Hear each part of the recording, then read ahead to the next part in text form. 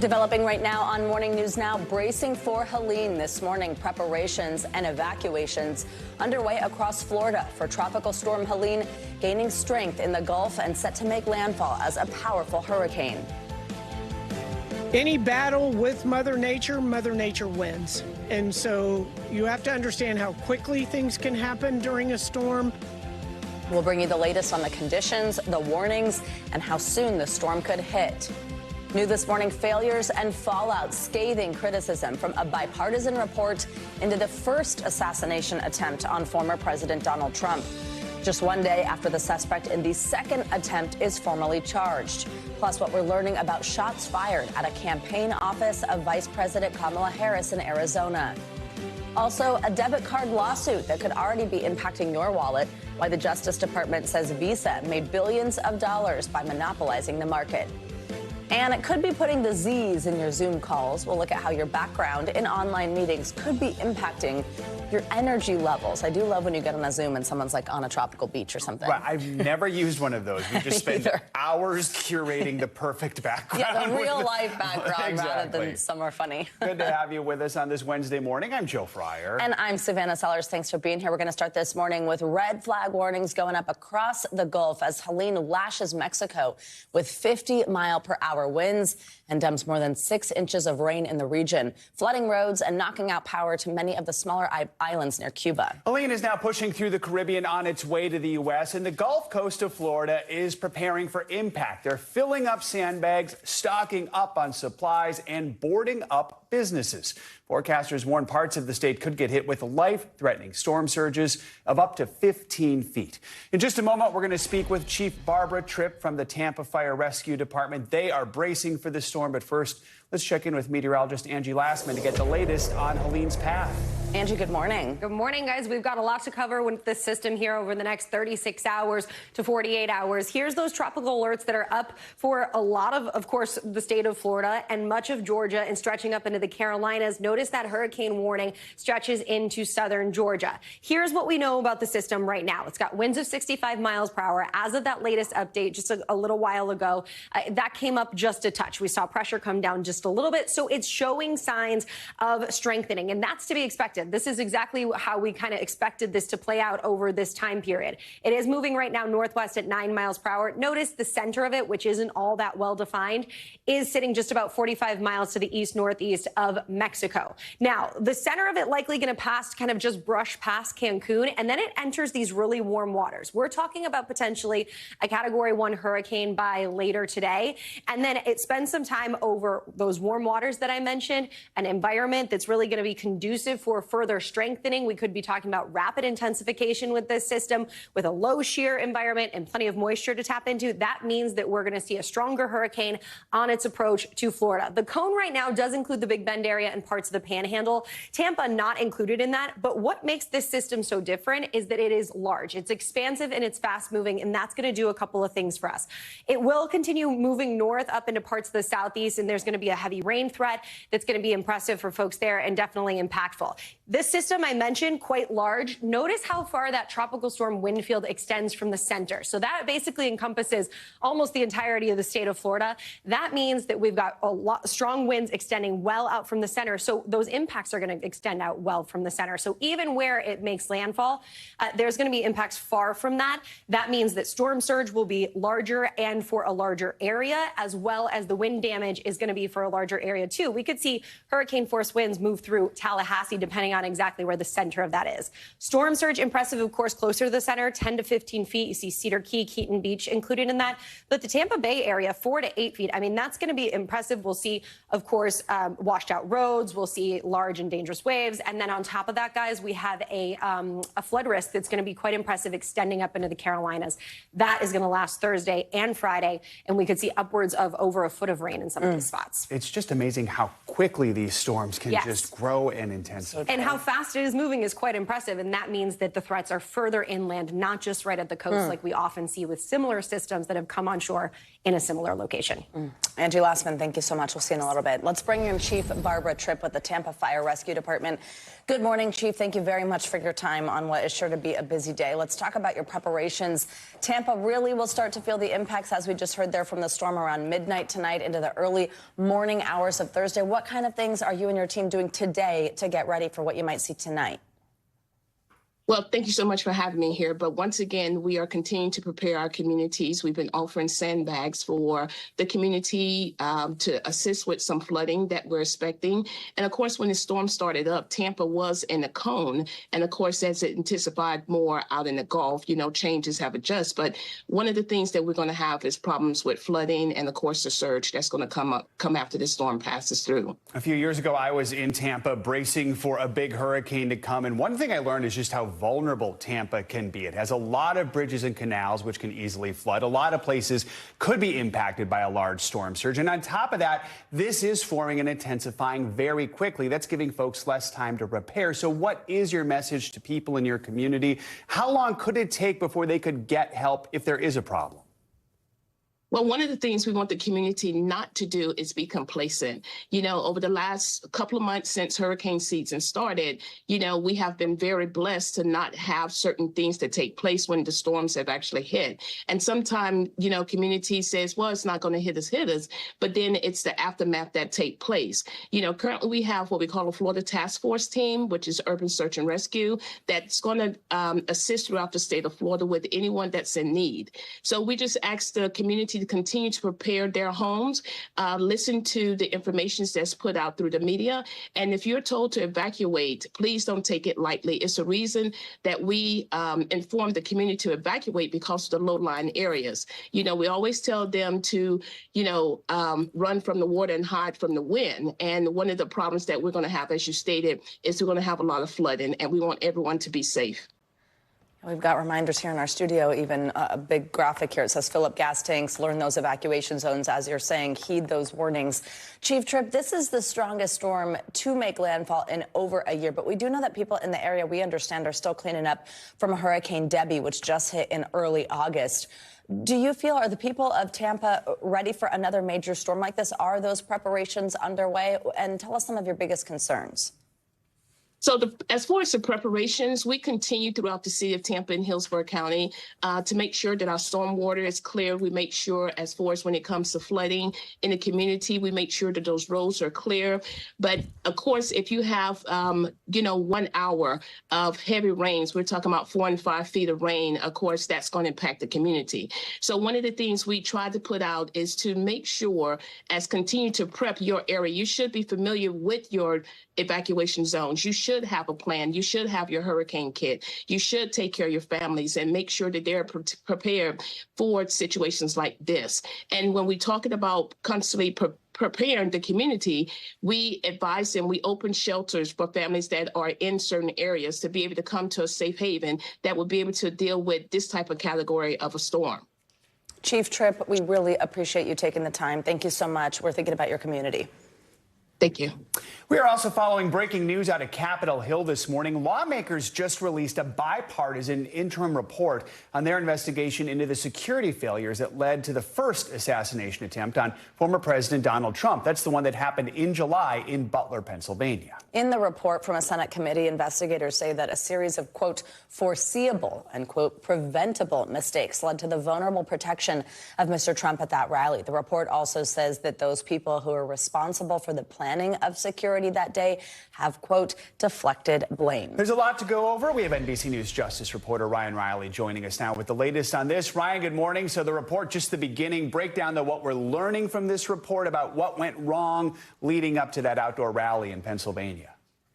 Yeah, that's right, Joe. So one of the things that really jumped out to me from this report is the number of sort of tech fails that you've seen in the course that led up to this attack and allowed the gunman to get off those shots that killed a man and struck Donald Trump's ear. In one instance, there was actually an unmanned aircraft detector, essentially, that they had been able to set up, but they were delayed by tech issues. They couldn't get it to connect. Eventually, they talked to someone on their tech team, and it turned out that they needed an Ethernet cord. They didn't have an Ethernet cord, so they actually borrowed an Ethernet cord from the Trump audiovisual team and connected it. And they got that system up and running. The only issue was that the gunman had stopped flying the drone about 30 minutes before they got that system online. So, there's often this thing that there's these really complex conspiracy theories that we've seen grow out of this, but often the simplest explanation is the best. And that's sort of what this report sort of lays out, that there are these sort of expected issues that you might see with a massive bureaucracy, especially when it comes to communications and tech, that left the former president vulnerable that day.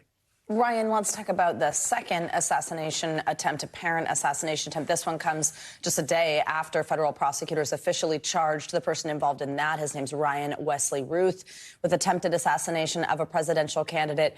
Ruth was arrested after he was found, as our viewers probably remember, hiding in a bush. He had that assault-style rifle. This was outside Mr. Trump's golf course in Florida. Ultimately, Secret Service fired several shots at him. In this indictment, it also comes with several new charges for Ruth. What are the latest details? Yeah, so these are much more serious charges. And sort of the way that this played out is that initially there were charges against this individual that were sort of lower level, but were basically just meant to keep him behind bars. The prosecutors wanted him locked up to make sure that he wasn't sent on pretrial release. And they succeeded in that effort. The judge ordered him to be detained. And then, yesterday you had a federal grand jury return these more serious charges. So Donald Trump had initially accused the Justice Department of sort of underplaying this. And what we now know is that he was wrong. Essentially what the DOJ was doing is what they normally do. They bring forward the charges that they can prove at that point, or they think they can prove at that point, as a reason to hold an individual, and then they let the federal grand jury do its work and bring those more serious charges down the line. So this is something, for this instance, that this individual could be incarcerated for the remainder of their living days on Earth, for the rest of their life. So that's something, that's very serious charges that they brought forward here, and really shows that the Justice Department is making this a huge priority. Ryan, on top of all this, we're also learning the Office of the Director of National Intelligence has now confirmed it has briefed Mr. Trump on what the campaign called real and specific threats from Iran to assassinate him. What else have we learned?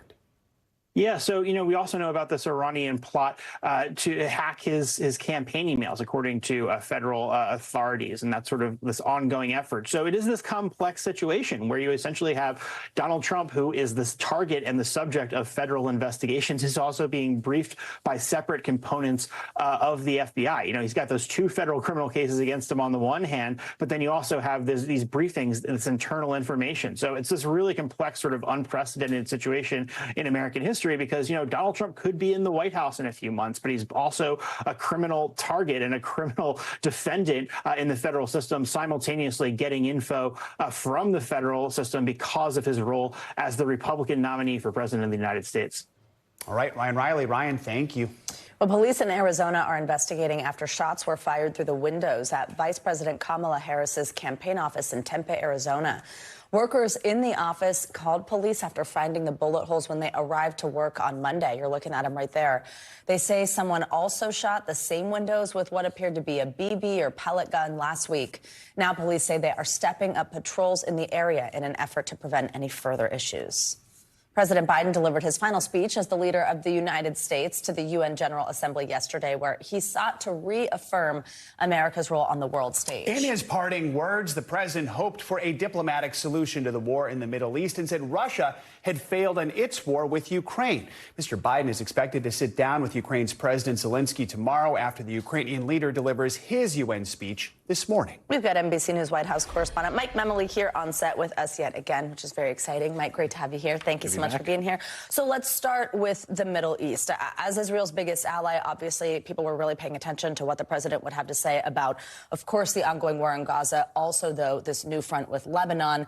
And it comes as we know that Prime Minister Netanyahu was in town at the same event, but they were not scheduled to speak. How was this issue handled? Yeah, that's right. This is a speech that, by its nature, covers a lot of ground. The president calling attention to some topics like the war in Sudan, for instance, that he doesn't think is getting enough attention. But everyone in that room and everyone around the world wanted to hear what he had to say about the growing unrest in the Middle East. The president would have loved to come there yesterday to announce more progress towards a ceasefire agreement. That's not the case. And now you have this threat of really a full-scale war with Lebanon. Listen to how the president addressed this topic. Full-scale war is not in anyone's interest. Even if the situation has escalated, a diplomatic solution is still possible. In fact, it remains the only path to lasting security, to allow the residents from both countries to return to their homes and the border safely. And that's what we're working tirelessly to achieve. Now, what's interesting about what we heard there is that's a message as much directed as the Israelis as potentially bad actors, because President Biden and Prime Minister Netanyahu, they have not spoken in a month. There are reports, including from NBC News, that we have less visibility into their war plans. And so the president tried to make an argument in Israelis' interest, saying that focusing on Iran is the more important task right now, and de-escalation is what's needed. Let's talk about the other big topic the president addressed, and that is the war between Russia and Ukraine. What was the president's message, and then what can we expect from this meeting with President Zelensky tomorrow? I mean, we're going to be talking about 3 years of this war in Ukraine before you know it, and the president saying we face a choice very soon. This is one very much tied to our own election here. Will we continue to stand with Ukraine, or will we abandon it? I thought it was notable he invoked Vice President Harris's name in that part of the speech. It's the first time he's done that in a UN speech. And it speaks to the fact that, right, if President Trump is successful, we may not see that continued support. President Trump has been talking about it, including just yesterday on the campaign trail. And so the president's holding a meeting today here that Zelensky may attend to talk about the reconstruction of Ukraine. But the focus will be on that meeting tomorrow at the White House with Vice President Harris as well, also having her own solo meeting. There was a moment where the president sort of referenced the fact that he's no longer seeking re-election. Obviously, he's been on the stage several times. He has been in this game generally, president or not, for a long time, and knows and has a lot of relationships, deep relationships with people in this room. Tell us about what he said and how he'll be remembered with this group. Yeah, I think we all wondered whether he would address that elephant in the room, the fact that this is his last speech. And he started there yesterday. He talked about the fact that 50 years he's been engaging in foreign policy. He joked about his age. But then listen to the way he talked about the decision he made not to seek another term and the message for the room. Being president has been the honor of my life. There's so much more I want to get done. As much as I love the job, I love my country more. I decided after 50 years of public service, it's time for a new generation of leadership to take my nation forward. My fellow leaders, let us never forget, some things are more important than staying in power.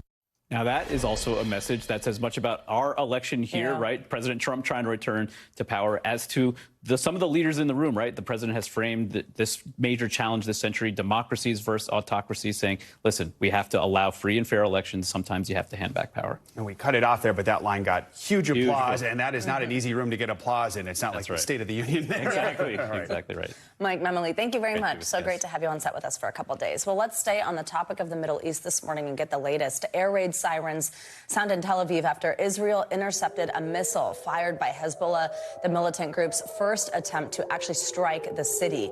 The attack is the latest in a week-long wave of aggression that has plunged the Middle East into a deep state of uncertainty. On Tuesday, thousands of people fled southern Lebanon as Israel continued to pound Hezbollah targets there. Israel said it would accelerate its campaign against the Iran-backed militant group as the two sides continue to trade strikes. So far, the offensive has killed more than 550 people. NBC News international correspondent Raf Sanchez joins us now from Haifa, Israel, with more.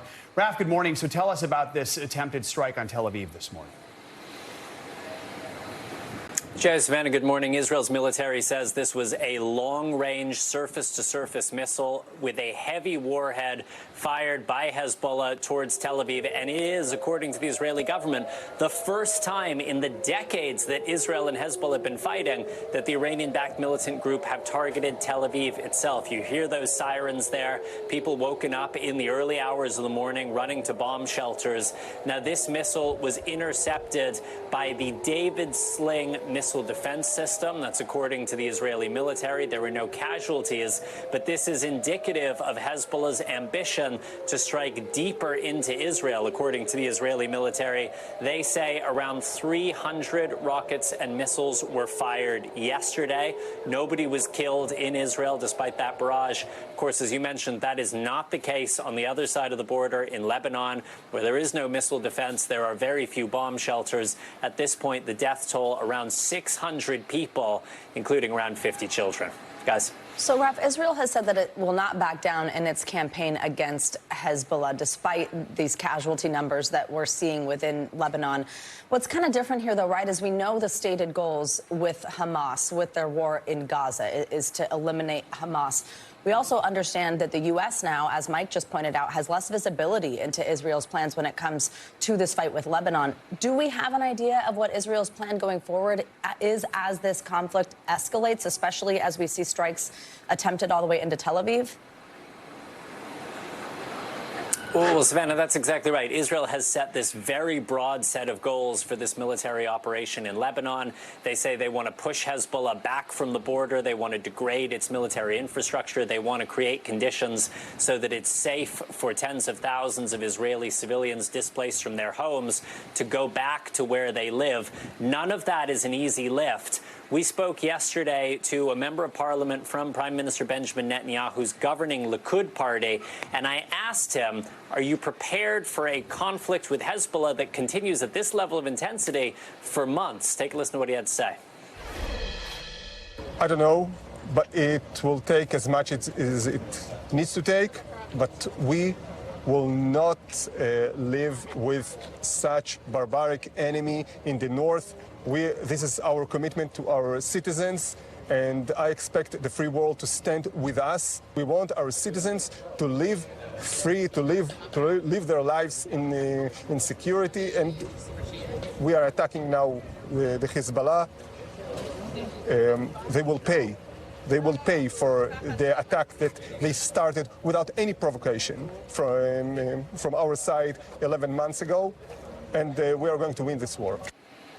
And guys, I can tell you, while there is rocket fire coming from Lebanon into northern Israel, there is a feeling in this country that this could be a whole lot worse, and there is a sense of relief. What is not clear is whether Hezbollah's fire is more limited because of the intense military pressure that Israel is putting on them, or if it is more limited because Hezbollah is trying to avoid further escalation at this point. And the answer to that question, I think, will determine a big part of where this goes next. So, I mean, Raf, as thousands of people continue to flee as these cross-border strikes show no signs of letting up, just how are people coping there? I have to imagine that they sometimes have a difficult time getting to safety. Yeah, you can see on your screen there, Joe, you know, these enormous convoys of people fleeing southern Lebanon, trying to get north, trying to get safety. You've got whole families loaded into the backs of trucks. They are carrying whatever possessions they can grab with them on the way out the door. So this is a major, major humanitarian crisis unfolding in Lebanon. You know, one difference from Gaza, people do have somewhere to go. Lebanon is much larger than Gaza, but you have hospitals overwhelmed with the number of wounded, and you have a lot of families unsure right now how to get to safety. All right. Raf Sanchez. Raf, thank you so much. Well, we are approaching 1 year since the deadly October 7th Hamas attack on Israel that started this all. In an emotional interview, nightly news anchor Lester Holt spoke with one hostage who was released earlier this year, as well as family members of hostages still being held by Hamas. All of them say they feel broken but are hanging on to hope and pleading for U.S. officials to do everything they can to bring their loved ones home. It's been nearly a year now since we first saw their faces, those kidnapped by Hamas terrorists on October 7th, including the families of these Americans who we spoke to today. Are you fearful that the world's attention is shifting away from Gaza and the hostages? We're here today, again, to appeal to the people of the world that are failing to see who are the innocents here. You know, the innocents are our loved ones and the citizens of Gaza and the region that just want de-escalation and just want the war to end, and that should start with the release of the hostages. We've been speaking with these families since their nightmare began, but this is our first conversation with Aviva Siegel. She was a hostage herself, freed last year, but her husband Keith is still being held. Keith and the hostages are thrown underneath the ground on a filthy, dirty mattress with no human rights. They're not allowed to talk. They're not allowed to move. It's dark there. They've got no oxygen. But for us, worrying about them, and me, sick to my stomach, worried about Keith and the hostages, because they're there and they're just waiting. What will be the next thing the Hamas terrorists will do to them? If they're going to rape them again, starve them again, hit them again? I was there in those same conditions, and I thought that I'm going to die all the time. It's hard to hear these stories. And Yael, what is it like to hear these stories for you?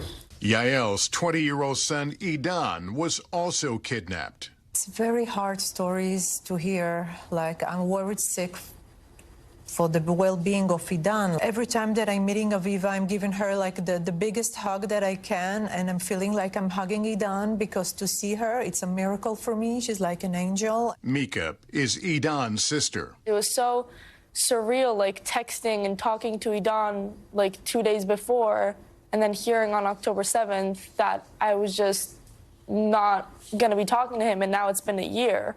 So it's been like a year that like my best friend like that I was growing up with has just been like gone from my life. I'm sorry. No, it's okay. It's been very difficult. And Aviva, at the same time, looking at you here, it is a sign of hope that it is possible. It's a sign of hope, but I want to tell you that I look strong. But I'm broken up into pieces for all the families and the hostages that are there.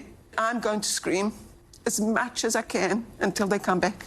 How would you describe this past year?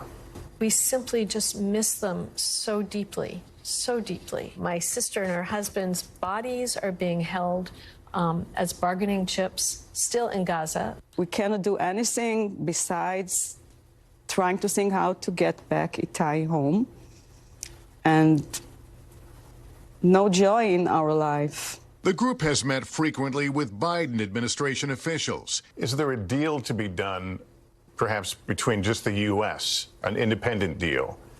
Is that doable? I believe that the administration needs to look at all of its basic assumptions, reevaluate them each day all over again, and see what is the best way to get its citizens out, that the U.S. has an obligation to get them out of harm's way. Governments at this point, in order to end the madness, have to be willing to get out of their comfort zones to press Hamas first and foremost. 1 year on, it's almost too much to bear. Lester, walking up here from the train this morning, a person saw my shirt and kind of threw haphazardly, "Do you really think there's anyone alive there?" And I told him, "Yes, I do. It's my son there." "What do you mean?" "Yes, my son is there." Can you imagine what a nightmare it is to wake up every morning and not know if your child is alive, to know that they're in this horrible conditions for almost a year now, and that their life is at stake every single day? So powerful. Our thanks to Lester Holt for bringing us those interviews. And our thanks to those families for continuing Absolutely. to share their stories. Much more to come here on Morning News Now. Later this hour, a surprising revelation from retired NFL star Brett Favre during his testimony over a widespread misspending scandal. What he told lawmakers about his health. Up first, though, after the break, Visa swiped. We'll break down the lawsuit just filed against the banking giant by the Justice Department. Stay with us. We're back now with a look at the lawsuit facing the world's biggest payment networks. You've probably heard of it. It's Visa. This is over debit cards. The Department of Justice is now suing Visa, accusing the company of propping up an illegal monopoly on debit card payments. The lawsuit alleges the company stifles competition. More than 60% of debit transactions in the U.S. run on Visa's network, which the DOJ says allows it to charge billions in processing fees annually. In a press conference yesterday, Attorney General Merrick Garland said the moves made by Visa have come at a cost to American consumers and businesses. Visa has unlawfully amassed the power to extract fees that far exceed what it could charge in a competitive market. Merchants and banks pass along those costs to consumers, either by raising prices or reducing quality or service. As a result, Visa's unlawful conduct affects not just the price of one thing, but the price of nearly everything. We've got our friend, editor-in-chief at Investopedia, Caleb Silver here. Caleb, good morning. So I want to start by reading Visa's response here. First, they called the lawsuit meritless, but they also said, quote, "There is an ever-expanding universe of companies offering new ways to pay for goods and services. Today's lawsuit ignores the reality that Visa is just one of many competitors in a debit space that is growing. Walk us through, though, what the DOJ is alleging here, how Visa abused its position and how that ultimately drives up prices. Yeah, this has everything to do with what they call the rack rate. And if you're a merchant or a small business, you know what that is. Every time I pay for something as a consumer, Visa charges a transaction to process it through its network. That could be 2%, 3%, 4%, depending on the merchant. So the Department of Justice is breaking out the Sherman Act of 1890. This was the act they brought out to break up the railroad monopoly, alleging that Visa controls 60% of the debit market. It makes $7 billion on transaction fees because of it. And because it has such power over that network, it pushes competitors like PayPal, like Apple Pay out, and it forces merchants to use its payment network. This is just the latest lawsuit by the Biden administration accusing companies of anti-competitive practices. We also have Live Nation, Apple, Google. What's the message the DOJ is trying to send? Yeah, I was just looking. There's 143 antitrust cases right now in front of the Department of Justice. They won a big victory over Google back in August over its alleged monopoly over the search business. So they are very much antitrust efforts here against big businesses like Google and Visa that control these big networks and stifle competition. So this is a measure to try to reduce the amount of control that these big companies have over it and allow competitors to come in. But what Merrick Garland, the Attorney General, said was this affects everybody because when transactions are happening across Visa's network, merchants have to raise their prices. They pass the prices on to consumers. That's what this is about, plus Visa's control over the market. So how could this lawsuit impact consumers? I mean, I think most of us have a Visa in our wallet. We keep hearing that stat, 60% of debit transactions on their network. What does this mean for all of us who have Visa cards or use these? Now, first of all, Visa is going to fight the case, and you better believe they have some pretty good lawyers. And these antitrust cases take years to play out, so you're not going to feel anything except the next time you pay for something, you might think twice about, well, is this merchant charging me extra because they're using the Visa network? That's not going to change our behavior. These take years and years to play out. The Google one is going to go through many appeals. We're going to see a lot of appeals, and Visa is going to fight back against this. You're not going to feel anything, but it is another shot across the bow of big businesses that control these marketplaces that affect all of us in the end. Caleb Silver, we appreciate you as always. Thank you so much. Staying on financial news, one of the key players in a multi-billion-dollar crypto fraud scheme was sentenced to prison yesterday. Caroline Ellison is the executive who flipped on disgraced FTX founder Sam Bankman-Fried. She's also SBF's ex-girlfriend. NBC News correspondent Sam Brock reports on what happened yesterday when she learned her fate in a New York City courtroom. Former crypto executive Caroline Ellison sentenced to 2 years in prison and ordered to forfeit $11 billion for her role in stealing billions from FTX customers. Ellison, a star witness, helped put ex-boyfriend Sam Bankman-Fried behind bars, showing little emotion as she left the New York City courtroom, but inside issuing a tearful apology, saying, "I can't even imagine the pain I caused." The sentencing comes months after Ellison pleaded guilty to fraud and became the prosecution's linchpin testimony against Bankman-Fried, the disgraced FTX founder for whom she ran Alameda Research, a crypto hedge fund connected to FTX. At its peak in 2022, FTX was valued at $32 billion, its name emblazoned on the Miami Heat's basketball arena and huge stars appearing in its ads, from Tom Brady. What's up, guys? I'm here with my boy Sam from FTX. To Larry David. It's a safe and easy way to get into crypto. I don't think so. Ellison, Bankman-Fried, and co-workers even living in a $35 million Bahamas penthouse. But then came the crash when crypto prices plummeted in 2022 and a leaked document spooked investors, dragging FTX and Alameda into bankruptcy. It does appear that they are filing Chapter 11. Bankman-Fried was later found guilty of siphoning $8 billion from FTX customers with Ellison's help and using it to plug holes in debt and bad investments at Alameda. I made a lot of mistakes or things I would give anything to be able to do over again. I didn't ever try to commit fraud on anyone. After Bankman-Fried was dramatically arrested and extradited from the Bahamas, Ellison flipped on her ex-boyfriend, cooperating with the investigation, according to prosecutors. The federal probation department recommended no jail time, but rather supervised release, though the judge said there would be no get-out-of-jail-free card. Do you think some prison time would have been appropriate regardless of her level of cooperation? her role in the crime was so significant that she could have likely stopped it at any time. And also just the size of the fraud, the scale matters in a white-collar crime like this. And so because the scale was just off the charts, as a result, it appears the judge decided that some level of prison time was required. Bankman-Fried was found guilty of money laundering and fraud and sentenced to 25 years in prison. Time he's serving in Brooklyn's infamous Metropolitan Detention Center, where 3 sources tell NBC New York he's living in the same unit as Sean Diddy Combs. Bankman-Fried still denying virtually any criminal wrongdoing and trying to get his case retried. Our thanks to Sam Brock for that report. Coming up, a shocking revelation on Capitol Hill by former NFL star Brett Favre. I'm sure you'll understand why it's too late for me, because I've recently been diagnosed with Parkinson's. The retired quarterback making that announcement during testimony over a scandal on welfare misspending. When we come back, we'll talk to a doctor about his condition. Plus, medicine for your mind. The new research that shows a link between your diet right now and memory loss later in life. That's in our weekly checkup next on Morning News Now. We are back now with NFL Hall of Fame quarterback Brett Favre announcing his battle with Parkinson's disease at a congressional hearing on Tuesday. The shock announcement came during his testimony before the House Ways and Means Committee. It was about possible misuse of taxpayer money in Mississippi. A state auditor has accused Favre of accepting more than $1 million in fees from a welfare program for speeches that he never gave. Well, here is the moment where he made that announcement there in Congress.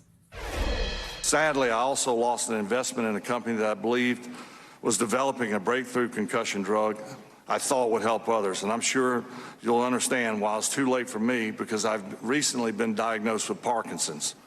This is also a cause dear to my heart. The 54-year-old has not been criminally charged over the misused funds and has now completed repayment to the state. He has denied wrongdoing, but was named in a civil lawsuit filed by Mississippi. We're going to talk a little more about that news, the medical news, in our weekly medical checkup. That's right. We're also going to look at new research on which foods could lower your risk of memory problems later in life. Also, how your choice of Zoom background could impact how tired you feel. We are joined by NBC News medical contributor Dr. Vin Gupta. Dr. Gupta, good to have you with us. So let's start with Brett Favre. We have been talking a lot about head injuries with football players. We were just talking about it yesterday. What more do we need to know about this? Is Parkinson's one of the things that we're seeing in some of these players? Well, you know, Joe, this is really interesting because, first of all, very sad to see that this continues a trend of sports athletes less than the age of 60 having Parkinson-like symptoms. So tremors, movement disorder, that is what Parkinson is at its core. But now we're seeing that most people get diagnosed after the age of 60 or have a genetic predisposition. In athletes, especially those exposed to high-velocity impacts, like in the NFL, this is becoming a trend. Even a single concussion can predispose to a risk of Parkinson's. So we're going to see this trend line even more and more, I'm afraid. But this is drawing helpful visibility to a problem. Well, let's talk about that memory link with the food that you eat. We've got a new study. It was published in the Journal of Neurology. It found that certain diets may be able to lower your risk for memory problems later in life. What diet and what should we know? Yeah, absolutely. Well, Savannah, if there was even more data that was needed to justify the Mediterranean diet or the mind right, it's always the Mediterranean. And so green leafy vegetables, as if you needed another study also. But it was interesting because this is a 10-year study, looked at individuals in their mid-50s and beyond, and basically found that those individuals that adhered to a mind diet, heavy in green leafy vegetables, less in red meat, more in nuts and beans, you get the picture that those individuals had a 4% decline in the risk of developing some form of cognitive dysfunction, that their brain effectively aged less quickly. And they were sharper. And the thought here is that maybe this predisposes to less inflammation and helps the brain. So not high sugar, high processed No foods. way. There you go. All right, let's talk about our favorite thing, these Zoom call video backgrounds. A new study found a blurred background or a still image might be healthiest. I don't know why someone's studying this, but what did we learn? What should we know about this? You know, I'm not exposed to this often, but what the study showed was that video Zoom backgrounds, those that move, so waves crashing on a beach or trees sort of slowly moving in the wind, that any type of animation behind you actually predisposes you as the user to be more fatigued because you're looking at yourself, but that that movement actually is connoted with negative emotions. It creates anxiety. This is a study that looked at 600 Singaporeans that use Zoom often, at least 3 days a week, and it found that static images or no image at all was actually beneficial to your mental health. And so very interesting, as especially we remain hybrid to some degree across this country, across this world when it comes to work. Plus, it just looks weird because, like, the background doesn't work, and you can see that little white edge around you, and, you know, I mean, so. I'm just so over Zoom, to be honest with you, period. Doctor's orders use still images or just a plain background. All right, Dr. Vin Gupta, good to have you with us. Thanks for joining us. Coming up, money in the bank. A new report shows Americans are saving more compared with last year. After the break, we'll break down the trend and give you some tips on how you can boost your savings. You are watching Morning News Now.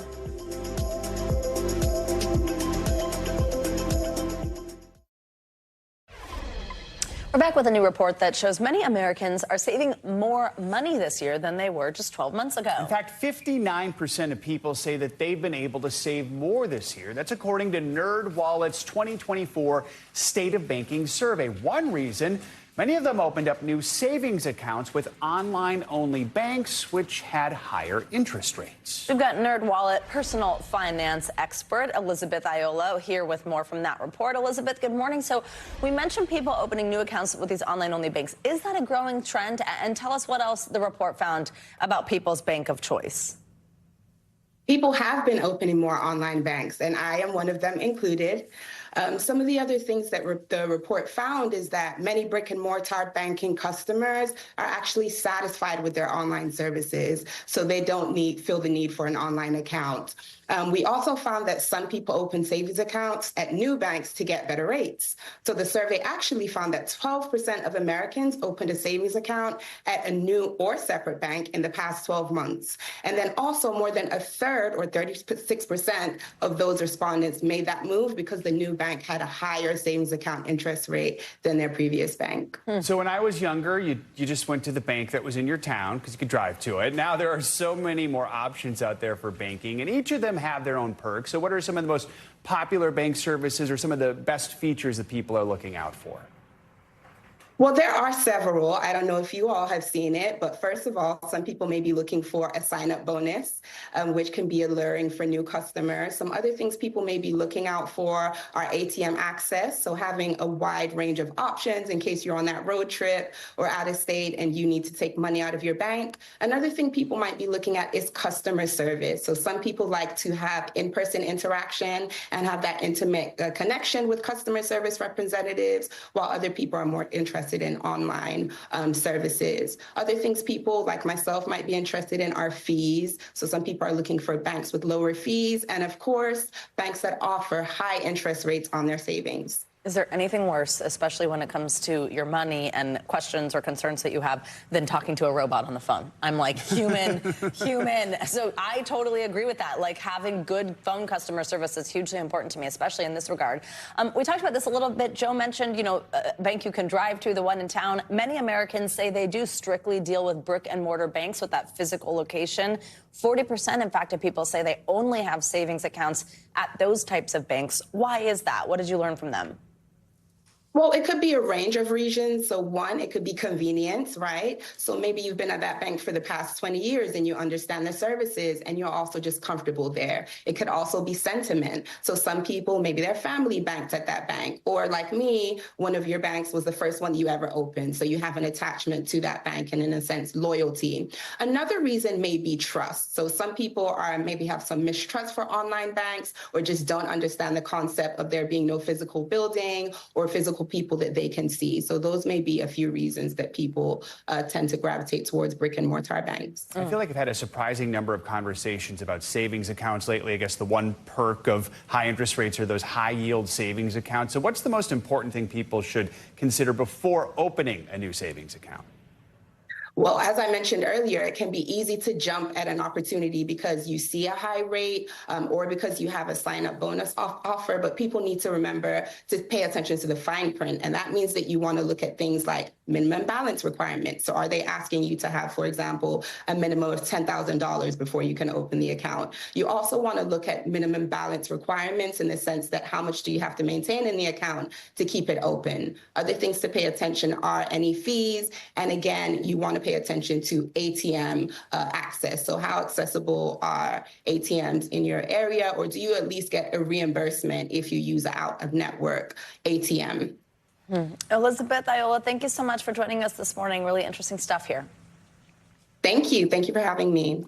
More money news now. Starbucks' new CEO is backing union rights in a letter to workers as contract negotiations continue. CNBC's Silvana Henao joins us with that and more. Hey, Silvana.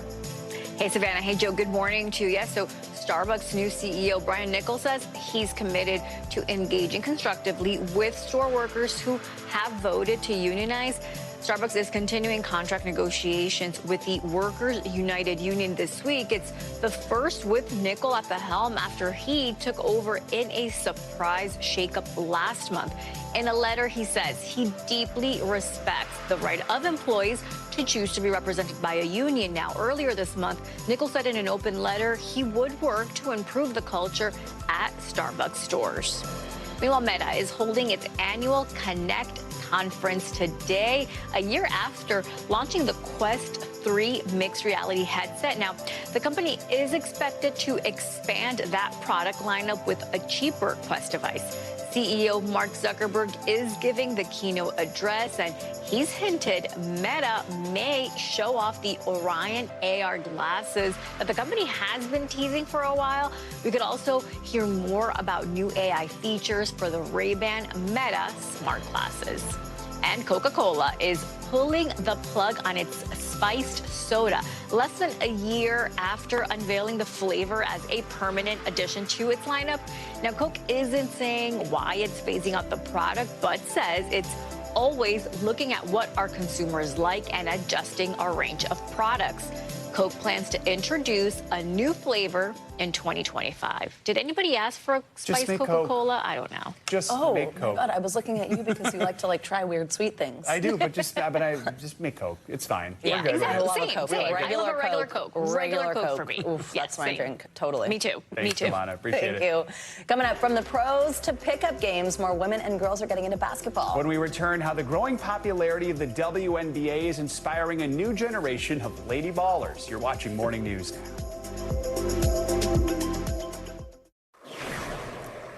Dearest gentle viewers, we're back with a royal mess that's going viral on social media. Hundreds of Bridgerton fans in Detroit dressed to the nines for what was supposed to be a Bridgerton-themed ball. The event was not an official Netflix event, but attendees still went all out, some spending between $150 and $1,000 for tickets, but they left with only sorrows and prayers. Some reports say the event was bare and disorganized. Others even compared it to that Willy Wonka experience that made headlines earlier this year. The company that hosted the event has since responded to the backlash with an apology on Instagram. NBC News has also reached out for comments and did not hear back. I don't know what the lesson is here. Are so funny to me. Like, these just hit and are hilarious to me. And I'm You're just going to have to throw your own party. Take control. A $1,000 ticket to like an unsponsored by the real people event. That was a bad call. All right, Joe, thanks. Finally this hour, the WNBA is celebrating a season of historic popularity as the first round of playoffs get underway. But it's not just the pros that are getting so much attention. Interest in women's basketball is soaring, even with people just looking for a good pickup game, filling up neighborhood courts from Brooklyn to Tokyo. NBC News correspondent Antonia Hilton spoke to some of these pickup pros about the surge in women's basketball. Every Wednesday night, as the sun goes down on this Brooklyn basketball court, dozens of women line up and start shooting hoops. This is Hoop York City, the brainchild of Alex Taylor. What's the feeling, the culture you're trying to create? The culture I'm trying to create is just a space where women can come and feel comfortable to be themselves and to make friends and just feel a little bit lighter. Just as star rookies Caitlin Clark and Angel Reese have helped fuel a 170% increase in WNBA viewership this season. And women's basketball participation across the country is up nearly 44% over the past 5 years. Taylor's pickup league has exploded too. What started in 2018 as a casual email list of women now has a wait list in the hundreds. Tournaments, partnerships with Adidas, and even inspired a similar club in Tokyo. Some girls, they do it for their mental health. For me personally, I just love the camaraderie. It just lifts my spirits so much after just being around the girls. Taylor says sometimes when Hoop York City shows up to a court with permits in hand, the men don't go quietly. We've had guys try to play us for the court, like trying to just not let us play you for the court. Play us for the court. It's so silly, but it's real. It's really helped me come into my power, having to advocate for this whole army of women that are behind me. Now she says there are new fans even at her pickup games, and Taylor welcomes them, but also wants them to remember. We're not new to this. We're true to this. Antonia Hilton, NBC News, Brooklyn, New York. Wow, that's awesome. We just continue to see the dominoes from just all the success from Caitlin Clark and all the love for the WNBA. Yeah. And I just love to see it. I'm going to say it. I bet if they had to play him for the court, they'd win. Exactly. There you go. That's going to do it for this hour of Morning News Now. Don't go anywhere, though. The news continues right now.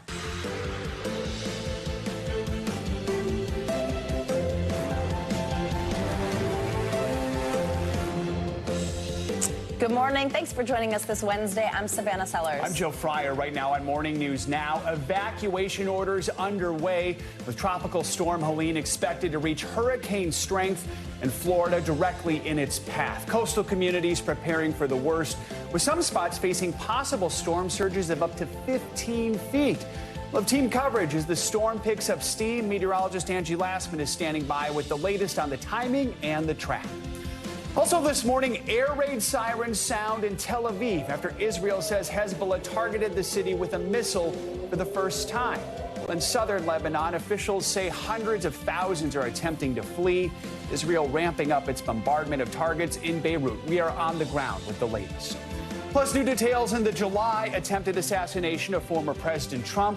What a Senate committee is revealing about that deadly attack in Butler, Pennsylvania, as the Trump campaign says it has been briefed on new international threats against the former president. Right now, let's start right now with the trouble in the tropics, where Helene is hitting the Caribbean with 50 to 60 mile-an-hour winds, dumping more than 6 inches of rain across the region. People in Cuba are cleaning out creeks and cutting down dead tree limbs as they get ready for Helene to make landfall there. And along the west coast of Florida, residents near Tampa are lining up to fill and collect sandbags. In all, 25 million people from Florida to Virginia are now under a flood watch. Forecasters say Helene could bring storm surges of up to 15 feet to lower-lying coastal areas. We have team coverage this morning with NBC News correspondent Marissa Parra in Tampa, where some evacuations are already underway in those low-lying parts of the region. But first, we want to check in with meteorologist Angie Lassman, who has the latest on Helene's current whereabouts and projected path. Angie, good morning. Good morning, guys. We've got a lot to talk about with this system over the next day or so as it gears up to make landfall across the state of Florida. We've got already those tropical alerts almost covering the entirety of the state. We see those stretched into Georgia as well as the Carolinas. I have a feeling these will be expanded to as the day goes on. This just gives you kind of an idea of how impactful this system will be for the state of Florida as a whole and much of the southeast going forward. But let's start with what we have right now. Winds actually coming up. We've already expected that we'd see some intensification this morning, potentially talking about a hurricane, which likely will happen later this morning. But right now we've got winds at 70 miles per hour. We've had hurricane hunters in and out of this all morning long, looking for those kinds of signs of intensification, and they're there. We've got it still moving northwest right now at 9 miles per hour. It's just to the east northeast of Mexico, the center of it, not all that well defined, but it will continue to work into parts of the Gulf of Mexico, which, by the way, are going to be ripe with plenty of fuel for this system to continue intensifying, potentially rapid intensification occurring down the line. That's at least what it looks like right now, with those really warm waters, plenty of moisture to tap into, and just an overall good environment to see that happen. So this is what it means. By the time we get into early tomorrow morning, we'll start to see this system working into parts of the Gulf of Mexico, becoming a Category 2 hurricane. That means the tropical storm force winds will likely expand across the state here as we get into the earlier parts of tomorrow before it eventually makes landfall late into the day. We're talking probably around 8 8 p.m. around the Big Bend area. But notice you see places like Tallahassee right inland, but right in kind of the direct path of this system. And because it's moving so fast and because it's so expansive, we'll see the impacts be far-reaching. That means up into parts of the southeast as well and into the Tennessee Valley, we will still be looking for a really heavy rain threat. Now, with the size of the system, it does a couple of things. Notice there's the center of it, but 400 miles wide from the center, we're talking about tropical storm force winds. That does a couple of things. It pushes all of that water up into the coastline, and that means that the storm surge isn't just going to be confined around right where the center of it is.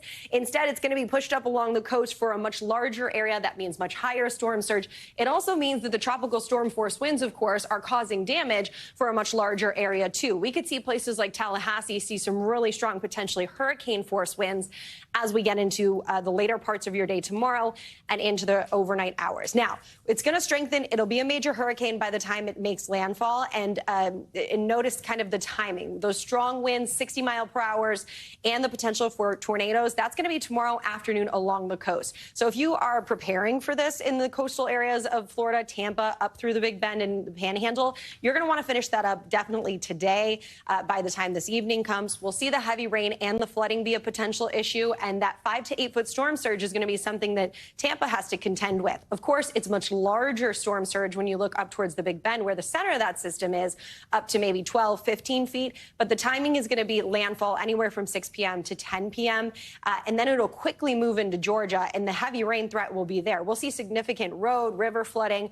And this is far from the coastline. So I want people across that region to really be sure that they're prepared as well. We could see those tropical storm force winds as far north as places like Atlanta.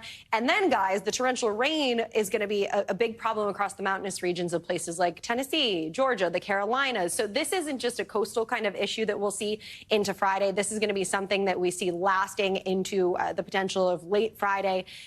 For as far as heavy rain is concerned, it'll be a significant flooding event even after it has made landfall. There's a couple of good things. You know, when it moves so fast, you see it move out of the picture for Florida pretty quick, but that means it doesn't have a whole lot of time to weaken. So places far from the coastline will still see some of those really major impacts. Oof, all right.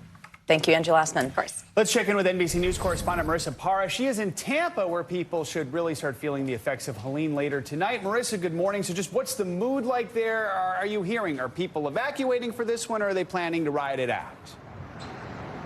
Well, it's a great question. Tampa's an interesting case study, guys. I will say that the mood is relatively calm, but we know evacuations are happening in some of those low-lying areas. We just heard Angie talking about storm surge. This is something Tampa is all too familiar with. So in a way, a lot of people who live here are very prepared and familiar with that. I've talked to a lot of people since I got here about exactly that, and they do feel like they tend to dodge hurricanes, but they're always aware that there's always going to be some at least some minor flooding, if not more, but it really depends on where you are. Right where we are, which is right along the Tampa Bay, we always see a little bit of flooding. And then, of course, in some of those more low-lying areas closer to the water, especially the ocean over there, the Gulf of Mexico, we have seen some evacuations happening already, guys. Marissa, I think where you are along the water, there's also a hospital in the area. It's installed a significant flood barrier. Tell us about that.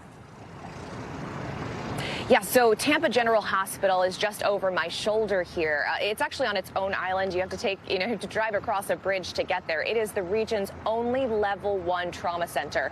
And it is one of the many places that is prone to flooding. So they have this thing. Hopefully we can pull up some video to show you. It's a roughly 10-foot barrier called an aqua fence.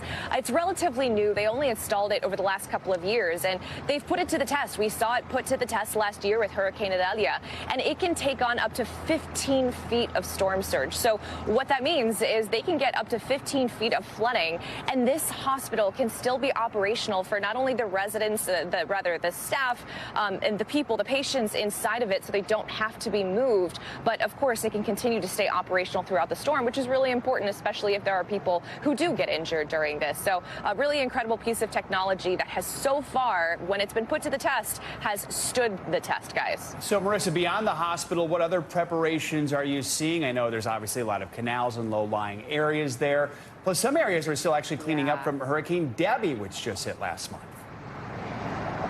Absolutely. There's parts of the Florida coast that are still recovering from Debbie. Some of them still recovering from Idalia. I mean, it just name the region, right? And there's a hurricane that has probably impacted it in some way. Sarasota is a good example of a place that definitely got hit hard. So what we've seen here is a lot of debris getting cleaned from, the gutters, from the drainage systems to try to prevent flooding as much as possible. Of course, our hotel, one of probably all of the hotels around here that brought in all of their outdoor furniture, anything that could turn into a projectile. We saw lines at gas stations. We saw lots of lines at sandbagging stations. So the usual hurricane preps that we normally expect here. But I will just add one thing, guys. I think Hurricane Ian is something that people remember still very well. That was almost 2 years ago today. We're approaching that anniversary very quickly. And a lot of people remember how quickly that both intensified and changed direction. So I think I'm hearing people referencing Hurricane Ian a lot more than I expected in terms of why they might be preparing more for this one than they would have otherwise, because they remember what happened with that one, guys. And that's an important reminder, because rapid intensification is something that we're seeing more because of climate change than before. Yeah, guys, it's becoming a common thread here. Marissa Parra in Tampa. Marissa, thank you so much. Thank you. Well, this morning, thousands of people are fleeing southern Lebanon as Israel is unleashing a new wave of airstrikes on the country. It comes as Hezbollah said a rocket it fired toward Tel Aviv was aimed at the headquarters of the spy agency Mossad. The escalating violence in the Middle East was one of the main issues for President Biden during his United Nations speech yesterday. NBC News chief White House correspondent Peter Alexander has the latest. Good day to you. Nearly a year has passed since Hezbollah began launching new attacks against Israel, and the U.S. has tried to contain the conflict from spreading. But in recent days, as we've watched, this has intensified, and the U.S. is now working aggressively to prevent an Israeli ground invasion and to deter Iran from intervening, with a senior White House official saying what they are extremely concerned about right now is a much bigger war. This morning, fears growing of escalation in the Middle East. Hezbollah targeting Tel Aviv for the first time ever. The Iran-backed terror group sending a missile intercepted by Israel's defense system. Israel later responding by blowing up the launcher. This latest back and forth coming as tensions rise between Israel and Lebanese Hezbollah. The two sides trading airstrikes, Israel killing some of the group's leaders, and on Monday inflicting the highest death toll there since the 2006 war, with more than 500 people killed according to Lebanon's health ministry. Hezbollah unleashing strikes of its own, but no deaths have been reported so far in Israel. President Biden calling for calm in his fourth and final address to the United Nations Tuesday. Full-scale war is not in anyone's interest. Even if the situation has escalated, a diplomatic solution is still possible. But yesterday, Israel's Prime Minister Benjamin Netanyahu warning, we will continue to pound Hezbollah, adding anyone who has a missile in their living room and a rocket in their garage will not have a home. Netanyahu vowing earlier this week, I promised that we would change the balance of power in the north, and that is exactly what we are doing. A senior State Department official telling NBC News the U.S. does not support Israel's stated strategy of escalating to de-escalate the latest conflict with Hezbollah. And as the war continues in Gaza after Hamas's deadly attacks on Israel on October 7th, President Biden has also been trying to broker a ceasefire and deal to free the hostages still held by Hamas, including several Americans. Now is the time for the parties to finalize its terms, bring the hostages home, and secure security for Israel and Gaza. So far, the president has come up empty-handed. Netanyahu expected to speak at the UN Friday. And it comes as there are more revelations this morning about another threat from Iran. Former President Trump's campaign revealing that he's been briefed by intelligence officials on real and specific threats from Iran to assassinate him. His team adding in a written statement, the regime is working to destabilize and sow chaos in the U.S. ahead of the upcoming election. Overnight, a spokesperson for the Office of the Director of National Intelligence acknowledged the briefing, but declined to address any specifics. Former President Trump sharing a series of social media posts after midnight, one responding to the threat, writing, big threats on my life by Iran, adding not a good situation for anyone. I'm surrounded by more men, guns, and weapons than I've ever seen before. Back to you. All right, Peter, thank you so much. As we said, thousands are fleeing southern Lebanon as Israel continues to attack Hezbollah targets in the region. In the capital city of Beirut, streets were jammed and people who had been displaced slept in their cars. Some Lebanese families even use schools as shelters. The UN Security Council is set to meet today to discuss the conflict as the new offensive stokes fears of a wider war in the Middle East. Here's what UN Secretary General Antonio Guterres had to say about it. Lebanon is at the brink. The people of Lebanon, the people of Israel, and the people of the world cannot afford Lebanon to become another Gaza. NBC News International correspondent Matt Bradley joins us now from the Lebanese capital with the latest. Matt, so let's start with the humanitarian situation on the ground in Lebanon. As evacuation efforts continue, how are the hundreds and thousands of displaced people coping? Yeah, well, as you mentioned, we spoke with some of them yesterday. We didn't speak with all of them, of course, because quite a few of them refused to speak to us. They're very suspicious of foreign media, and that is born out of the last couple of months of Israeli strikes. We spoke with one woman who told us that she was forced out of her home when this bombardment happened. She piled her and her family into her car and started an hours-long journey to the north of Lebanon with just the clothes on her back. And as you mentioned, she was forced to shelter at a school that has now been turned into a displacement camp for people who have left the south of Lebanon. This is the case all around here in Beirut and in the northern part of the country. A lot of these folks desperate to get back home. But this particular woman told me that after she had left with her family, she got word that an Israeli bombardment had half leveled her home. She was despairing about this, and she said that she doesn't expect to be able to go home because what home does she have left? So this is a common situation. We heard yesterday from a high-level Lebanese official who announced publicly there could be as many as 500,000 Lebanese who have been displaced. So this is a crisis on top of multiple other crises. This was a country that was already dealing with an influx of Syrian refugees from more than a decade ago. Then they had a huge financial crisis that they're now in the 5th year of. So they really feel as though they can't handle another enormous crisis. Guys? Matt, Hezbollah has confirmed that a senior commander was killed by these Israeli airstrikes yesterday in Beirut. He specifically led the organization's missiles and rockets force, which has been attacking those Israeli positions near the southern border of Lebanon. How much have these strikes disrupted Hezbollah?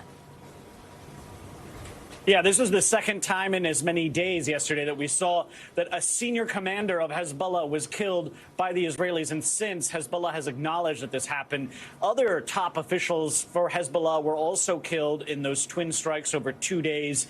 This comes a week after thousands of Hezbollah fighters were maimed by those exploding pagers and then walkie-talkies. So now we're talking about strikes that have been targeting Hezbollah infrastructure throughout the country, including what looks like a lot of these missile silos that have been used to strike northern Israel. So this is a comprehensive attack against Hezbollah fighters, infrastructure, weapons capabilities. But what we haven't seen so far is what has been talked about for the past 20 years is Hezbollah's really sophisticated missile capability. They have what's thought to be about 150,000 projectiles, including targeted missiles that could be used to strike very carefully into Israel. And just this morning, we heard that they had used for the first time a ballistic missile, as you mentioned in your introduction, to target the intelligence headquarters for the Israelis. This, according to Hezbollah's public announcements, the Israelis said that there was no evidence that it was targeting actually the Israeli Mossad headquarters. But this was the first time that we've seen one of those missiles used to strike deep, deep into Israel. And that's going to be alarming for the Israelis, even though that missile was shot out of the sky. But the fact is, we haven't gotten a glimpse of just how capable Hezbollah is, because they haven't really shown their hands. They might be waiting for some kind of ground invasion. Guys? Now let's talk about the UN. Lebanon's foreign minister criticized President Biden's speech at the UN General Assembly yesterday, saying it was not strong and not promising. So what can we expect from the UN Security Council's discussion on this conflict today? Well, this is the second time in a week that the UN Security Council will be huddling and talking just about this very topic, Lebanon. The last time happened on Friday when they were gathering together to discuss that pager explosion, which was so unprecedented and really bizarre in terms of a development in international warfare. So now we can expect to see all of these UN Security Council members, well, not all of them, but quite a few of them, blasting Israel, demanding that they cease firing in Lebanon and stop their offensive that has now killed so many civilians in a way that we haven't seen before since really the late 1990s when when the civil war wrapped up. You can also expect to hear a lot of them criticizing the United Nations itself and asking, where is international law? Guys? All right. Matt Bradley. Matt, thank you. Well, let's stay in the Middle East. Our colleague Savannah Guthrie spoke with Secretary of State Antony Blinken this morning and asked whether he supports Israel's airstrikes in Lebanon as a means to achieve its stated aim of letting Israelis return to their homes in the north. Here's part of that interview. The best way to get that is not through war, not through escalation. It would be through a diplomatic agreement that has forces pulled back from the border, create a secure environment, people return home. That's what we're driving toward, because while there's a very legitimate issue here, we don't think that war is the solution. Well, fair enough. Israel is not listening to that. In fact, the U.S. Defense Secretary on Sunday told his Israeli counterpart to give time for diplomacy to work. And on Monday, this Israeli bombardment was the most serious, deadliest day in Lebanon since 2006. Yeah, well, so Israel is not listening to the U.S. Why not? What we're focused on now, including with many partners here in New York at the UN General Assembly, the Arab world, Europeans and others, is a plan to de-escalate and, again, to make sure that people can go back to their homes. But if there were to be a full-scale war, which we don't have and which we're working to avoid, that's actually not going to solve the problem. It's unlikely that people will be able to return home if there's a full-scale war going on. Short answer. Does the U.S. support what Israel is doing right now in terms of this escalation in order to later de-escalate and get to the negotiating table? What we support is solving the problem of making sure that people can go home, but we believe the best way to solve it is through diplomacy, not through war. Why does the U.S. not have or use more leverage over Israel, its ally? We are the supplier of the bulk of its weapons of war, and yet there are countless examples, and you probably know them better than I, where Israel seems to flout what the U.S. is asking or suggesting. Why is that? Look, we have a long-standing relationship and security relationship with Israel, including making sure that it has what it needs to prevent the many enemies that it has from attacking it, to deter them. And that's important to avoiding war as well. And in this instance, there is a real problem that needs to be solved. Again, from our perspective, the best way to do it is diplomatically. We're engaged with Israel on that. We're engaged with others in the region on that. And we need to, I think, find the opportunity now to stop any escalation, prevent a full-scale war, get people back to their homes. Should the U.S. have been given a heads up, for example, that Israel was going to assassinate a political leader in Iran, in Tehran, or this Pagers attack of last week? Shouldn't the U.S., the Israeli ally, have gotten a heads up at a minimum? Look, it's always nice not to be surprised by the action that someone takes. Certainly that's better. But since October 7th, besides trying to make sure that October 7th never happens again, besides trying to make sure that civilians in Gaza, men, women, and children who are caught in this horrific crossfire of Hamas's making, are better protected and get the assistance they need. We've also been working to prevent this war from spreading, from escalating, from going to other places. That's what we're focused on now, making sure that what you're seeing in northern Israel, southern Lebanon now, doesn't become a full-scale war, and on the contrary, that we resolve the problem that Israel has. As far as the ceasefire in Gaza, do not seem very interested in a deal. It seems like the U.S. is working quite hard at it, and you have Netanyahu moving the goalposts late in the negotiations in some case. You have the Hamas leader who's also doing the very same thing, and it goes without saying it is Hamas that broke the ceasefire that existed on October 6th. Let's not forget that. You had said in mid-August that this was sort of maybe the last best chance, you said, for the deal. So in that same spirit of candor, what is the likelihood of a ceasefire deal right now? We have a piece of paper, an agreement. It's got 18 paragraphs. 15 of those paragraphs have been agreed between Hamas and Israel. But what's happened over the last few weeks is Hamas has simply not been at the table, not been willing to engage on the remaining outstanding issues that if we close them, we'll close the deal. We'll get it over the finish line. Now, Israel would have some hard decisions to make in the very end game, too. So we have to look to that. Our thanks to Savannah Guthrie for that interview. Coming up, as world leaders gather at the United Nations General Assembly, our Keir Simmons sat down exclusively with the president of Turkey, what he had to say about our upcoming presidential election. But first, new details in the first attempted assassination of former President Donald Trump. What a Senate committee report is now revealing. New this morning. Next. We're back now with a brand new report out this morning. It comes from a Senate committee investigating that first attempted assassination of former President Donald Trump back in July. The report is full of new revelations on what went wrong leading up to the deadly scene at a campaign rally in Butler, Pennsylvania. NBC News Capitol Hill correspondent Ryan Nobles has more on what we're learning. This bipartisan report is filled with new details that show a series of human error and miscommunication that directly led to the event that nearly took former President Trump's life. This morning, new revelations about the first assassination attempt against former President Trump. In a new Senate report, details about the widespread communication breakdown between law enforcement agencies back in July that left a rooftop unprotected at a Pennsylvania rally, allowing an alleged assassin to fire multiple shots at the former president, injuring his ear.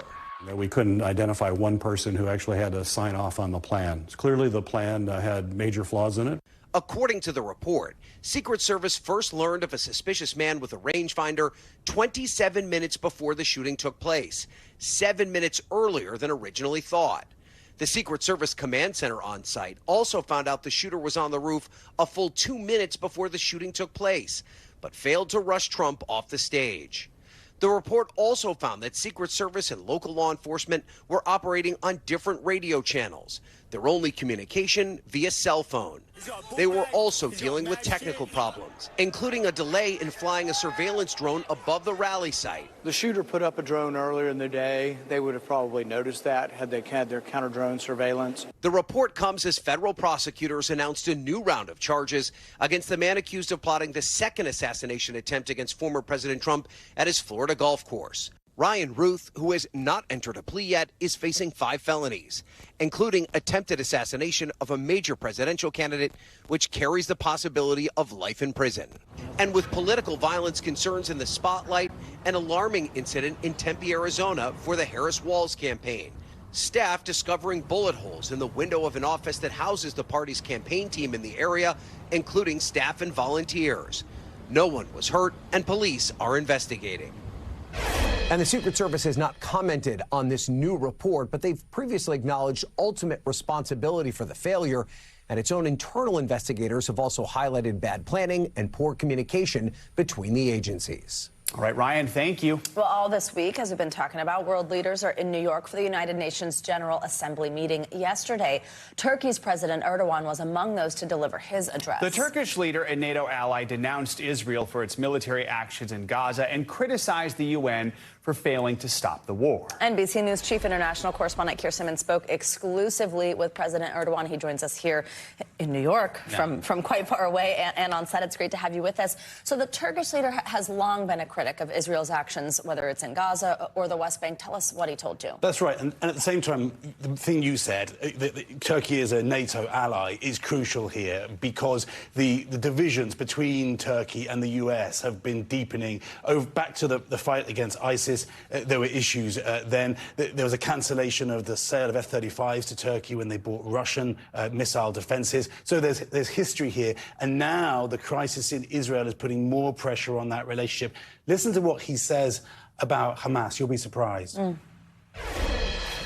There are those who criticize you, Turkey, for providing a home for Hamas, who the US say are terrorists, and you say that you are opposed to terrorism.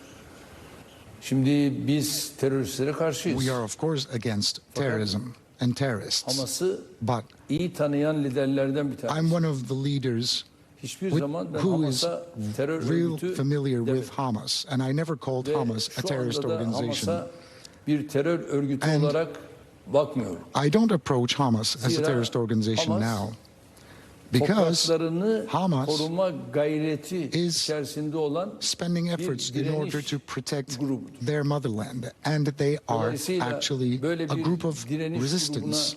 So I can't call such a group of resistance a terrorist organization. Let's look back in time, all the way down to 1947. And up until now, Hamas, or Palestine, let's say, have been losing a lot of territory. And this is where we stand today.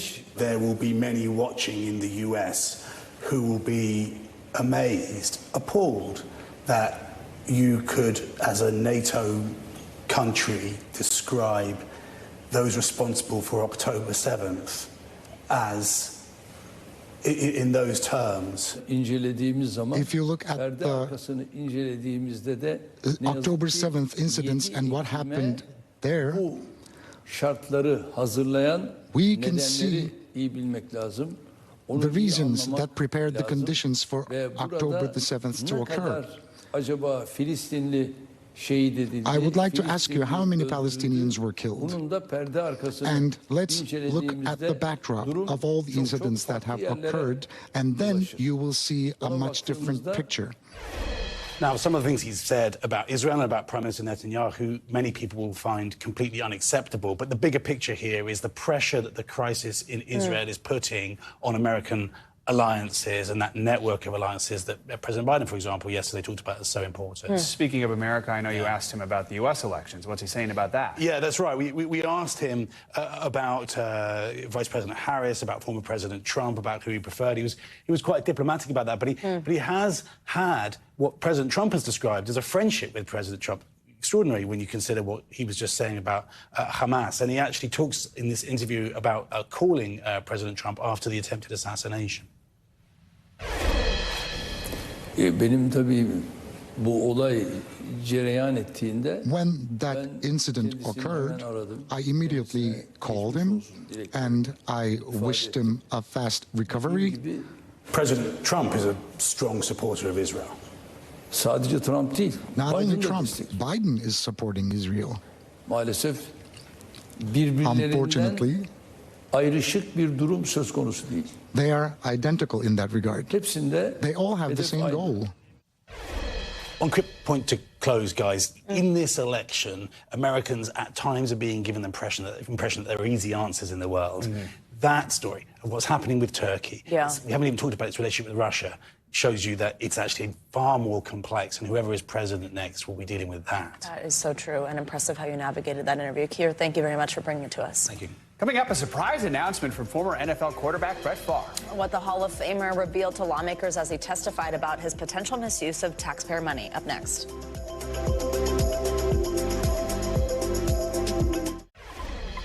We are back now with some surprising news from Capitol Hill from the football world this morning. Former NFL quarterback, Super Bowl champ Brett Favre told lawmakers on Capitol Hill he has been diagnosed with Parkinson's disease.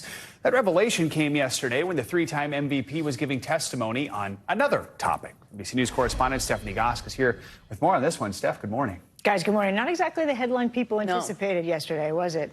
You know, the legendary Hall of Famer Brett Favre holds the record for most consecutive NFL regular season starts with 297 games between 1992 and 2010. But experts say the hits he endured during his long career could have contributed to his Parkinson's diagnosis. NFL legend Brett Favre is known for his dominance on the field, playing in the NFL for 20 seasons and helping lead the Green Bay Packers to a Super Bowl win. But now traveling to Capitol Hill, where he shared painful personal news Tuesday. I've recently been diagnosed with Parkinson's. The surprising admission coming during testimony Tuesday before a House Ways and Means committee hearing focused on welfare fraud. The Hall of Famer had been previously accused of improperly receiving money that was meant for poor families in connection with the Mississippi public corruption and welfare scandal. Favre has denied wrongdoing and has not been criminally charged. Favre had one of the longest careers in NFL history. I could be fighting depression, struggling to keep my thoughts straight. But the now 52-year-old speaks out about the risks of brain injuries in football. I'm just fearful of what concussions can do. And it only takes one. Favre has said he believes the game impacted his health. Seeing stars, That's a concussion. And if that is a concussion, I've had hundreds, probably thousands throughout my career. In 2018, Favre told Today he suffers from memory loss. Do I have early stages of CTE? I don't know. CTE and Parkinson's disease are often linked to a history of concussions. What we're finding is if they do have the CTE, it's probably the CTE alone that's causing their Parkinson's. Parkinson's disease is a brain disorder that can cause movement problems and other health issues, including tremors and impaired speech. One study suggests having a single concussion increases the likelihood of being diagnosed with Parkinson's by 57%. The curse of this is that somebody like Brett Favre must have been playing through a lot of concussions. And that is not a good situation for having your brain recover after a traumatic brain injury.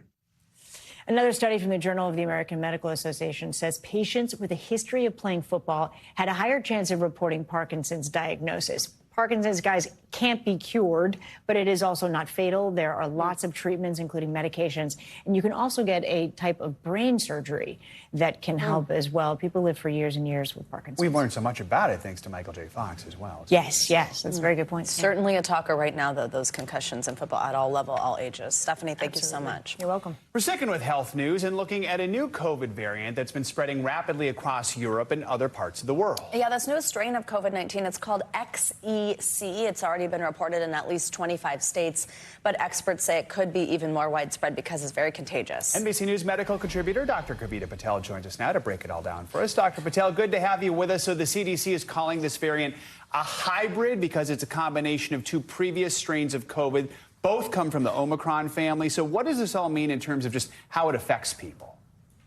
Yeah, I think, Joe and Savannah, it means that this is yet again potentially another wave, especially if the XEC variant becomes dominant in the United States. It's not dominant yet, but what's happening in Europe is certainly what could probably happen here, where we're seeing more and more XEC cases. And that just means that there's a potential for that kind of winter wave that we had always been expecting. And again, time to remind people that we have a vaccine available for this. Do people need to do anything differently to try to protect themselves from this variant specifically? Yeah, great question. So no, nothing but beyond, I think, certainly getting up to date on vaccines. If you haven't had COVID in the recent months, and as Joe mentioned, this is kind of a variant from the Omicron family. And you'll remember the Omicron variant has been what's been dominant for the past several years. So our most recent vaccines are pretty up to date to kind of match that subvariant. So that and just kind of watching, because I think some people like me even at times have become complacent. Oh, it's probably a cold. It's a good reminder, and there are free tests available to get it checked out. We made that graphic very large. Everyone. It's like big, bold letters. Same thing.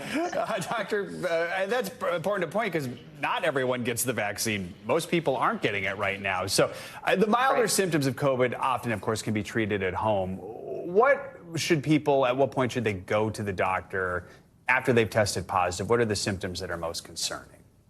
Yeah, I always say first, check your gut instinct. If there's something that seems off, always check in with your doctor because you know your body best. But then in addition to that, Joe, anytime you've got chest pain, anytime that you've got kind of brain fog where you're having really a hard time with your memory, we know that COVID can spread into all organs and kind of all over the body and present in different ways. Obviously, any difficulty breathing, any sort of unusual skin changes, those are all, and you'll see on the graphic, kind of any of these symptoms would be a reason to go sooner rather than later. But again, your gut knows best. If you think that there's something off and it's not just your regular cold or a previous round of COVID, get it checked out because don't forget, even with mild symptoms, there are medications like Paxlovid that can be useful, and that can help, especially in the early phases. All right. Dr. Kavita Patel, thank you so much. Thank you. Coming up, there's growing backlash against what critics are calling rampant tipping culture. What a new survey is revealing about financial fatigue when it comes to dining out. That's next. Welcome back. We've talked a lot this morning about the United Nations General Assembly that's underway here in New York. Well, aside from some of those big headlines concerning the Middle East or the war in Ukraine, We also have some news on artificial intelligence. The UN is putting out some international guidance here. They're calling it a global roadmap that will address the risks of AI while also finding ways to try and harness the tech as a useful tool. President and founder of the Eurasia Group, Ian Bremmer, joins us to dig into it. He was there. Good morning. Thank you very much for joining us. You were part of this AI advisory board that researched and ultimately penned this report. Walk us through what the board decided and how quickly we could see any of this implemented, or the process for getting, a global community on board with this. Well, it's an effort, thank you, to both create opportunities, capacity in the global south, in the poorer countries around the world, to be able to have access to and use artificial intelligence. So getting them the compute, getting them the data sets, getting them the training. And it's also an effort to coordinate globally what we understand the opportunities and risks are. In other words, have the same conversation like we do on climate change. We may not know exactly how to fix it, but we all know what it is and how it's impacting the world. And in terms of how quickly it's going to happen, we put the report together over the last year. The panel was only assigned by the Secretary General last October. Not only are the results now out, the recommendations, but over the past several days, the General Assembly came together and the world's governments approved most of these recommendations. In other words, they're going to stand up this global architecture. Russia attempted to kill the entire thing this weekend, and they got completely smacked down, not just by the Americans and the Europeans, but also by the Chinese. It was honestly a really rewarding moment to show that the reasons the Americans set up the United Nations back in 1945 to try to ensure that we can work together on this small planet that we all live, but that we'd be able to have some governance for humanity. And I think everyone that has been involved in this, from sort of the staff to the panel to the Secretary General and the governments, have really been heartened by what we've seen over the past few days. Help people understand why Russia was trying to kill this, and talk more about the fact that the international community responded in such a strong way and what that says about how the world sees this issue right now. Well, one, they're not leaders on artificial intelligence. They're takers, increasingly from the Chinese. They certainly don't have the chips. They don't have the brain power. They're damaging their economy.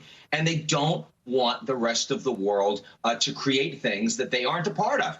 So the view was, if we can't have it, nobody can have it. And this is something that's being driven by countries we don't like, because the West is so far has the advantage in artificial intelligence driving. And they know the rules. They have very effective diplomats in the UN. They try to delay, they try to scuttle. But the fact that no one was on board, you never get unanimity with 193 members of the General Assembly, but this was damn close.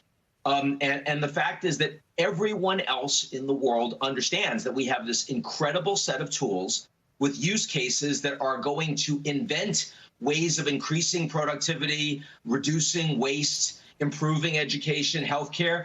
We as human beings need this. We've got these sustainable development goals that the world came together and said all human beings should have access to clean water, shouldn't go hungry, should have meaningful work. We should keep the environment biodiverse. We all agree on this, and we all agree we're not moving as quickly towards those goals as we need to.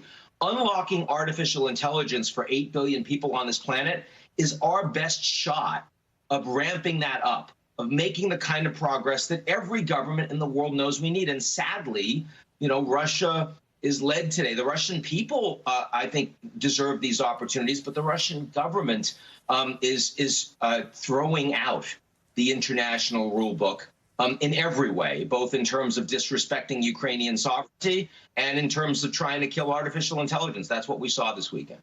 Ian Bremmer, fascinating stuff, a conversation we need to continue to have, but we thank you for joining us. My pleasure. To tip or not to tip, that's the question this morning. Many Americans believe tipping culture is getting out of hand. Yeah, actually, a new survey reveals just how much this hot button issue is weighing on consumers. Here's senior business correspondent Christine Romans with the latest. Hey there, tips and gratuities have long been standard practice in the service industry, but as this new survey shows, in the past few years, more consumers feel stressed out about being asked to spend more, and it turns out they're actually tipping less. What is going on with tipping culture? A growing number of folks are fed up with tipping. If I have to do something, I'm not tipping. and the endless ways it seems they're being asked to pay extra. Tell me why I just got frozen yogurt, which is self-serve. You do it all yourself. And at the end, there was a tipping screen. For what? Even Curb Your Enthusiasm's Larry David is frustrated. I've noticed, like in the little coffee shops, right? Yeah. If you go in and you get a croissant with a cup of coffee, you know, there's a tip spot, right? Yeah. And it freaks people out a little bit. And the fatigue is real. A new survey from Pop Menu reveals 60% say they're tired of being asked to tip for various services, and nearly the same amount feel pressured to tip. That fatigue is having an impact on the service industry, including restaurants. Fewer consumers now say they tip servers 20% or more. What's on the rise? Tipping less. Nearly a third said they tip as little as 10%. The survey shows people want to tip less and less often. What does that tell you? I mean, that tells me that inflation has really worn us down over the past few years. It tells me that we were extra generous during the COVID years, and we're settling on a new normal. Tipping has been a hot topic on the campaign trail, too. We are going to not charge taxes on tips. Eliminate taxes on tips for service and hospitality workers. And voters in at least 2 states, Massachusetts and Arizona, will face questions about how to pay tipped workers on the ballot in November. Call me crazy, but unless someone is serving me or seating me somewhere, I just don't feel like tips are necessary. But for many service workers like Devin Ashby, tipping is vital. It really is the difference between people being able to pay their rent, people putting food on their table. She says her base pay is $1.17 at a Mexican restaurant in Nashville, where customers order at the counter and are automatically asked to tip. When you realize that you have to serve yourself, or you see how easy something is done, how you're able just to kind of walk in and pick up your food, realize it's because real people put work behind it to make it that easy for you. And that's why you should tip. So what would consumers prefer over tipping? More than half of people surveyed, they're willing to pay more for the restaurant meal to accommodate higher wages for the staff, avoiding tipping altogether. But Brendan Sweeney, who we spoke to for this piece, doubts that many would actually pay higher prices if put into practice. Some restaurants have tried this strategy, but unfortunately, many have failed. Back to you. Christine Romans, thank you. All right, we've got a lot more to get to this morning. Stay with us. Olympic gold medalist Noah Lyles may be the fastest man in the world, but he has also faced some serious health struggles. And this week he stopped by Children's National Hospital in Washington to share his story with a group close to his heart. Here's reporter Walter Morris from our D.C. affiliate. The world's fastest man making a memorable stop. Monday, Olympic gold medalist Noah Lyles swinging by Children's National Hospital in D.C. for a very special visit. I feel very honored to be able to come back and everybody be so happy. Weeks after taking home gold and bronze in Paris, the sprinting champ slowing down to take questions from patients turned DJs in this radio show broadcast to every room in the hospital. The candid combo touching on everything from his favorite films, ice cream, anime, random animal facts, and his own battle with asthma as a child. Of course, no meet and greet would be complete without games and autographs. Fun for all, for sure. But Lyles says he takes visits like these very seriously. I remember when I was in this position, and it could feel like there is no other side. It just feels like this is going to be your life, and especially when you're so young. So I wanted to make sure that they, one, understood that it's not always going to be bad, but also know that there can be plenty of joyful things that happen in life. For many patients and their families, their time with the track superstar leaving an Olympic-size impression. It's very inspirational, especially hearing about his experience at the Olympics and everything leading up to here. You have a favorite TV show? Leo Hare has been here since Wednesday, and his dad says the Q&A with Lyles is a golden opportunity. It's a lot because he's able to get out of the room, come down here, kind of take like a mental break. Lyles' family also getting something special out of the visit. His mom says she knows exactly how these parents feel. We know what it's like to be in the hospital. We know what it's like to be stuck in the emergency room. The world's going by. You feel like everybody forgot about you because your kid is sick, and it's just really hard. We can encourage other people that it's not going to always be this hard. Lyles' schedule has been jam-packed since the Olympics, visiting several states, NFL games, the U.S. Open, and walking in New York Fashion Week. After this, he's off to the UK, and after a little R&R, Now it's back to training. Is it too early for you to start thinking about LA 2028? No, I mean, I've thought about it since my career started in track and field. I knew that LA, I think, was going to be my biggest performance. Our thanks to Walter Morris for that report. He was also so awesome when he came by here to our studio. And a cool opportunity for those kids and a reminder that anything is possible. Absolutely. That is going to do it for this hour morning news now. Don't go anywhere. The news continues right now.